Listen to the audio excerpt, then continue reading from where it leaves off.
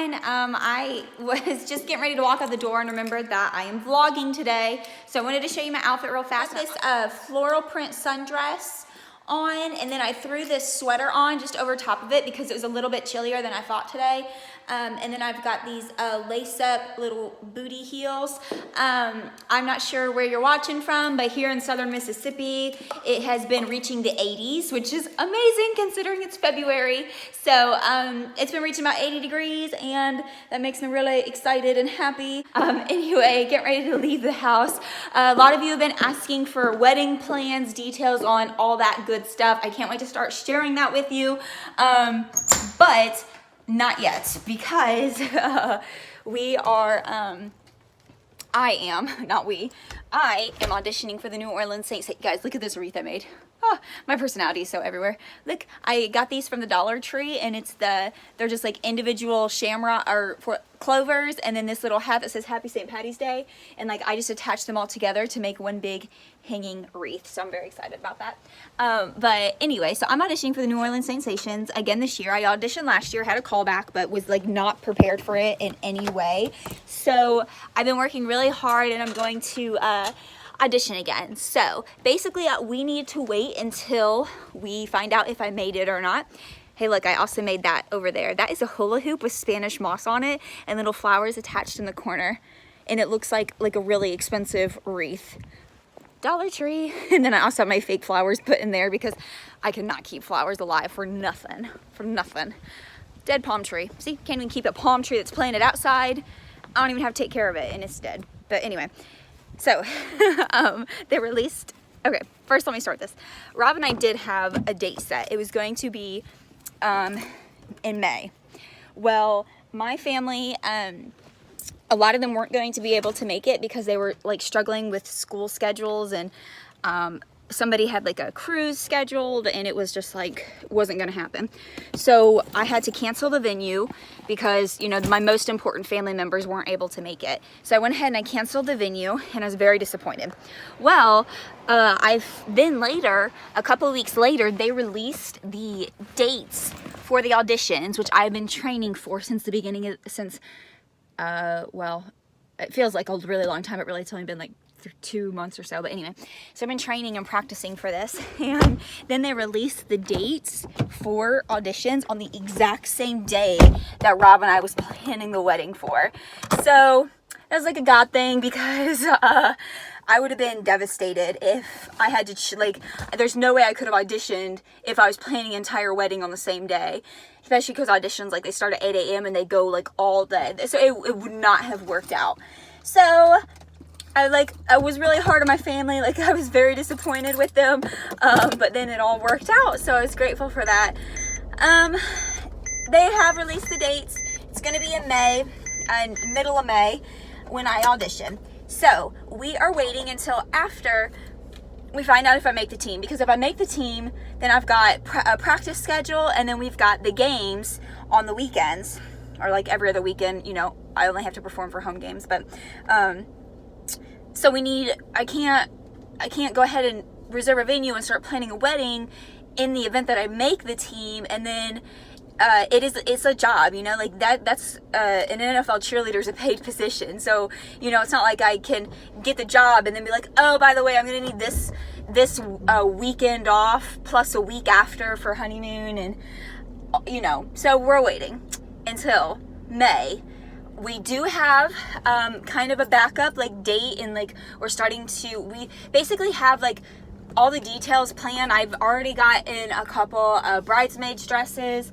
I've already asked the people that I want, you know, that are going to be bridesmaids, and like we're just kind of waiting for the timing of it. I will keep you guys posted and give you more updates as it comes along. We are doing a premarital counseling. We are doing this Bible study, a small group in the church. So we have like a lot of things that we're putting together to make it all conjuncture. So that's a wedding update.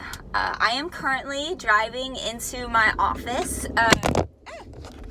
Yeah, you guys fell down. Okay, driving into my office. Ah! So excited. So I don't even know if I've updated this yet. I passed broker. I have my broker's license, official, like, Mississippi real estate broker. I am so excited because in July, the requirement right now is you have to be an active salesperson for 1 year, and then you can sit for broker, which obviously I did and sat for it right away. But in July, they're changing it to 3 years. You have to be active for 3 years before you can test for broker. So like I got in, like, seriously, perfect timing. I'm so grateful to God. So Mississippi broker, if you know anyone anywhere in the US who's buying or selling, come to me because I can help you out. Next thing I wanted to address was, I know that it is difficult for people who have followed me for years to see me now with basically like no modesty,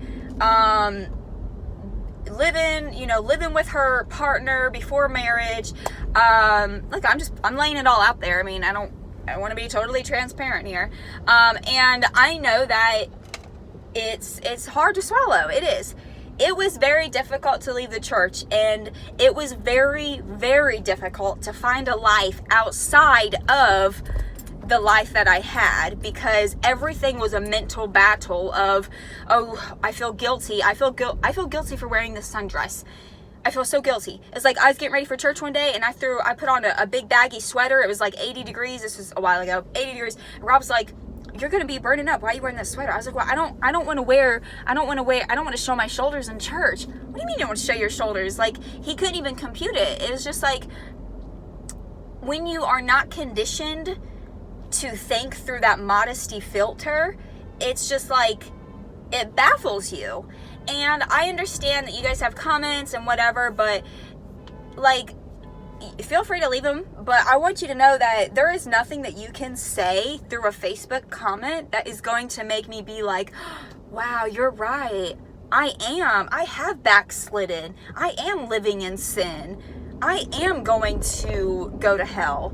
Like, there is nothing you can say to make me feel that way, because I, through experience, have come to this new place with Jesus without separation, without modesty, without any of that type of stuff that we've been conditioned to think that we have to live our life by. That stuff is stuff that you do when you reach a certain growth in your relationship. And I know you guys point back and you point that it's fundamental, it's in scripture and stuff like that.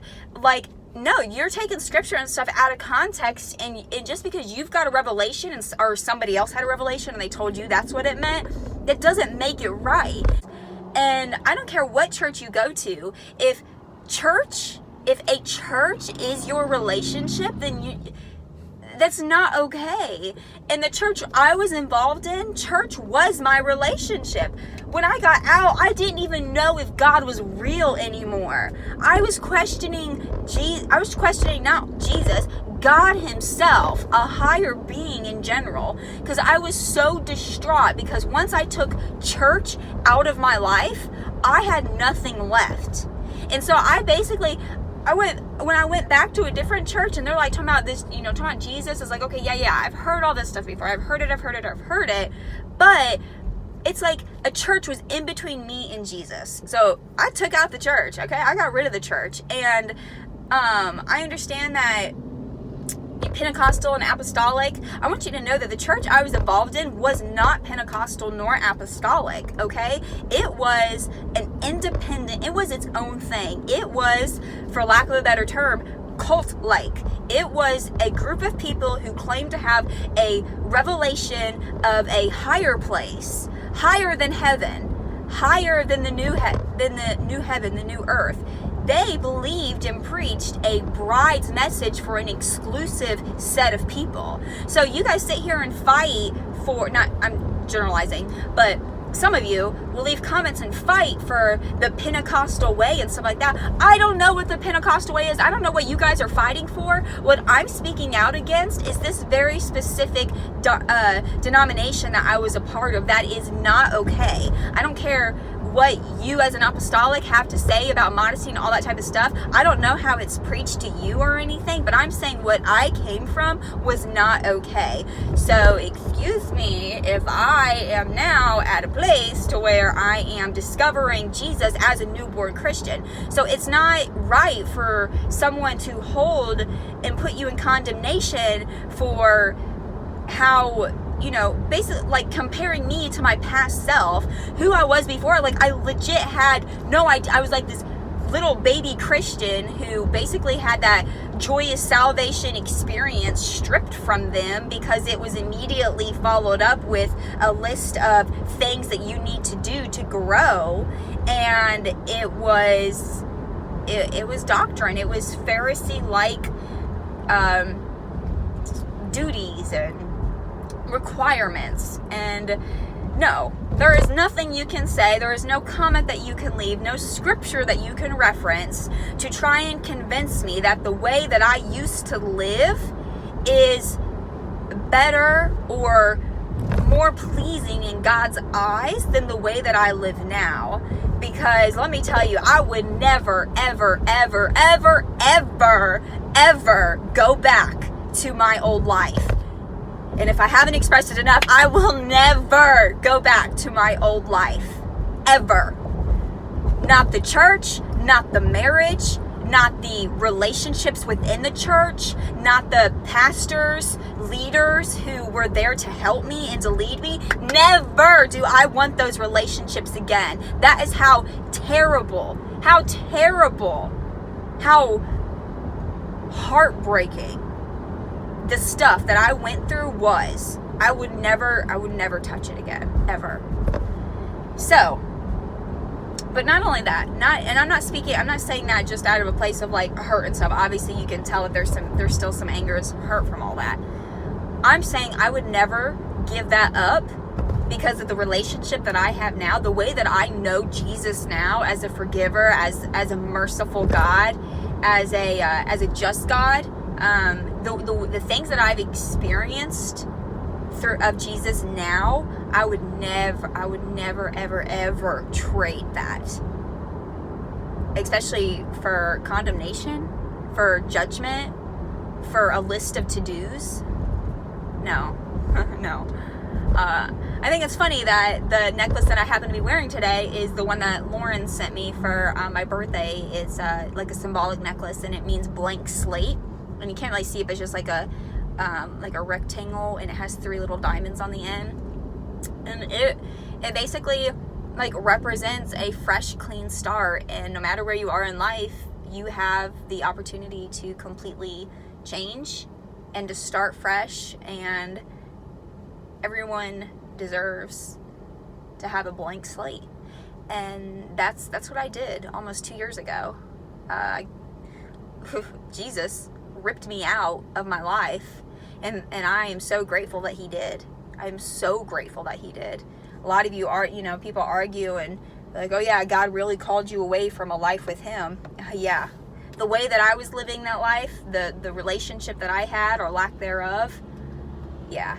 I am so glad God called me out and was like, get out of there, because I don't even know who you are. I do not even know you. You're in church crying your eyes out. You're up behind the pulpit preaching. You're counseling youth behind a closed door about why we dress the way we do, and why we don't go to movie theaters, and why we don't put our eyes on different things, why we don't do mixed swimming, why all that stuff. I'm sitting there preaching all that.